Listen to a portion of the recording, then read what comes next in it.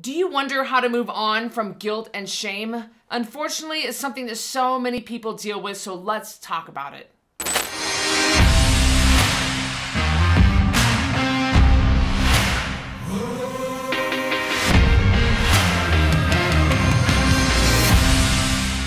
In this video, we'll dive into guilt and shame and what they actually are. And then we'll cover why you feel them so often, and we'll tell you how to move on from guilt and shame. All right, guilt and shame. Some of the hardest emotions to deal with, aren't they? I mean, they really are. A lot of people struggle with them for a lot of different reasons. You might be a mom who feels guilty at just the thought of taking a little time for yourself and be ashamed of yourself, how you look, or how many times you've gained weight after losing it. Yeah, there are a lot of reasons you might feel guilt and shame. I mean, here are just a few. It could be that you did something that you're not proud of or you didn't want to do. It could be that you think you let yourself down in some way. It could be you aren't being true to yourself and part of you knows it. Yeah, guilt and shame are just really common reactions when you really care about doing something right and you feel like you just failed at it. Other people can also be involved in guilt and shame. Maybe you hurt someone, even accidentally, and maybe somebody made fun of you or said something that really hurt your feelings. Yeah. Maybe you didn't do what someone else wanted to do and they got mad at you or they acted disappointed in you. That's pretty common. It could be that someone did something horrible to you and you think it's because you must have deserved it. People really think this? That's awful. That's awful. And sometimes other people use guilt and shame on you to try to get what they want or because they're really just unhappy. They don't know how else to handle their own misery. We used to make a joke about someone who always did this. We would say, "Get on board the guilt bus. Here we go. Meet me." Oh, that's funny. So whatever the exact cause of your guilt and shame, here is what you can do to understand why you are feeling it. All right, old school. You guys ready to go old school? Get out a pen and paper and write down the last time you felt guilty or ashamed. What happened right before you felt that way? What happened during? And what happened afterwards? So writing down exactly what happened will get the information out of your head and right there in front of you. And now you can see what triggered the guilt and the shame. And I want you to start asking yourself why. Kind of like a curious little kid. Yeah. When you answer that question, why, then ask yourself why again. And then ask yourself again and again and again. I'm gonna keep asking why, because it's important to really go deep here.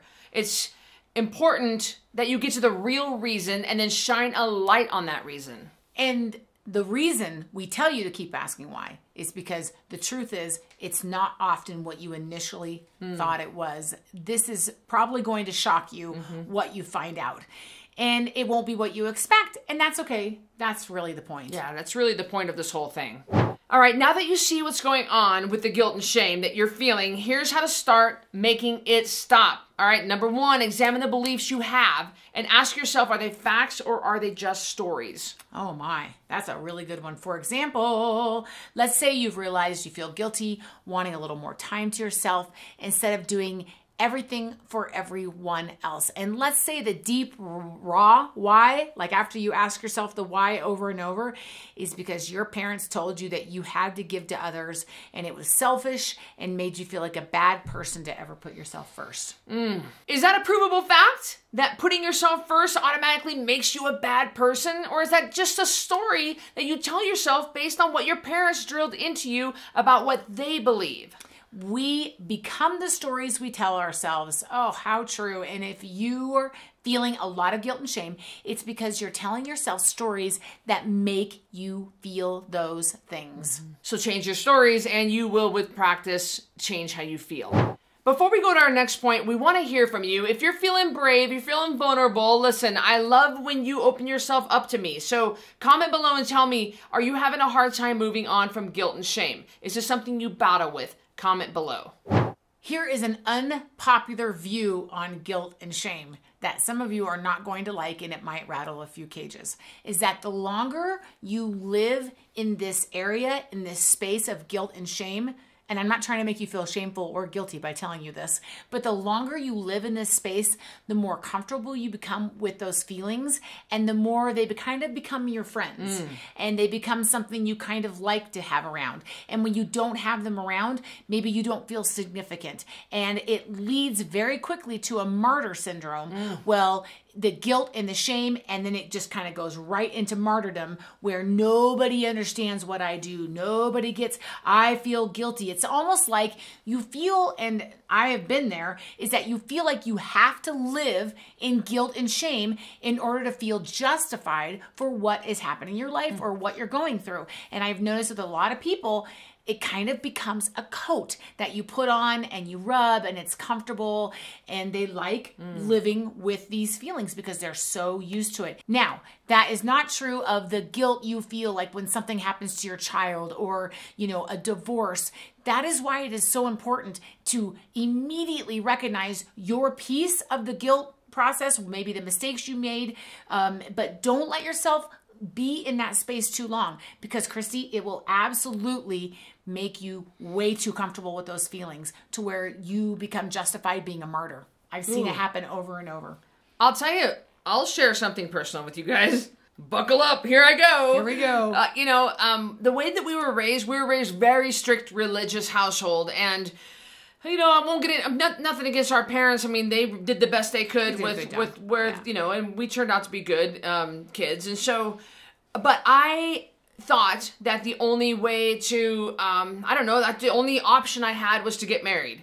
And that I just automatically assumed that every man I would ever be with would be as great as my own dad, our own dad. And so I just got married to just... Not all of them were rotten people. I mean, one of them was good, but the other guys were awful. The other guys were awful, and I had such guilt and shame associated with multiple failed marriages, and you know, and so you really have to get past that. Finally, I met Miles. That guy's not getting away from me for nothing. He's gonna have to die before I ever. He's getting away in a casket. He's getting away in a casket, exactly. Because like we are sticking it out to the end. But I finally was able to get a good one, or at least make this marriage work. And there is so much shame. Like I'm just, even sometimes I think about. I thought, oh, Cristy, you idiot. Why did you do that? But, you know, it doesn't help to beat yourself up. And people put their expectations on you, too, and that can make it worse, because I was somewhere and someone found out that I had been married before, and he was like, oh, and he looked at me very judgmentally, yeah. And I was like, well, not everyone's had a perfect life. And I take responsibility for my actions, and I take responsibility for the mistakes I've made, but I'm not going to allow myself to get so stuck in that guilt and shame, which is what a lot of people do, that you turn around and make another bad decision, maybe pick another wrong person, another wrong partner, and also you don't move forward, and it becomes your life story. Let me tell you something. Cristy's life story is not about the marriages. It's not about that. It's about the awesome work that she's done and how much she's grown from that. She does not let the guilt and the shame that society and herself and the religious beliefs and all these other things try to put on her hold her back. Her story is not that. My story is not that. So you can make guilt and shame your story, or you can turn and go a different way. I love that. Another way to stop the guilt and shame comes down to one word, and that is forgiveness. I mean, you're not perfect. We're not perfect. Nobody's perfect. I mess up and say all wrong things all the time. I mean, we all do. Beating yourself up with guilt and shame truly changes nothing. It does nothing to make you feel better, and all it does is make you feel like crap all the time. And we're not telling you to just shut off your emotions and your ability to feel compassion. No, that's not what we're saying. What we're saying is forgiving yourself for being a human being and doing the best you can with where you were. Well, you know what? That goes a long way. Well, finally, you can stop the guilt and shame by doing something good for you, something that you can be proud of. That's what we do. We help our clients in our nutrition program, the Code Red Lifestyle. People come to us because they're ashamed that they let themselves go, or they are really ashamed when they gain their weight back. That's for sure. And Cristy teaches them how to lose weight and feel better with real food, water, and sleep. And they feel so good physically, but also they feel good about themselves. It's about so much more than weight loss. How many times have we said this, Cristy? It's about taking your life back, including from all getting away from all the guilt and shame. Yeah, as totally. well. And that's why we have the shirt, Taking Your Life Back. Here, step this way a little bit. Step forward, step forward. Take your life back. That's what it says. And that's what our motto is. And I'm wearing the same shirt, and this is the front. We offer these on our website. I've got it linked up below. They're buttery soft. They run a little bit big, so keep that in mind when you go to order yours. We do them in long sleeve or short sleeve. And that's our motto. That's the Code Red motto underneath the logo. It says, Code Red, take your life back. And that's what happens when people come to us and they get delivered from all this guilt and shame. So if you'd like to take your life back, well, get started by downloading the Code Red private network, which you can get in the App Store, Google Play Store, or going to CodeRedLifestyle.com. You will get food ideas, support, programs, and tons more. Remember, you really do deserve to be free of guilt and shame. Yeah. Show yourself some grace, just like you would do for a loved one. And we'll see you on the next video. Sometimes other people use guilt and shame on you to try to get you to... We've been down to the So bottom. if you have a story that you need to change about yourself, either one of you. Yeah. Stories you Okay. got 'em. Okay, go ahead. Oh, mine works. I'm sorry. Well, I can bring up something that, I have an idea too about guilt and shame. about marriage. No. Okay. Marriages. Marriages. I mess up and say all wrong things all the time. I mean, we all do. Wait a minute. Do you mean the ex-husband too? Okay. Sorry. Bad joke.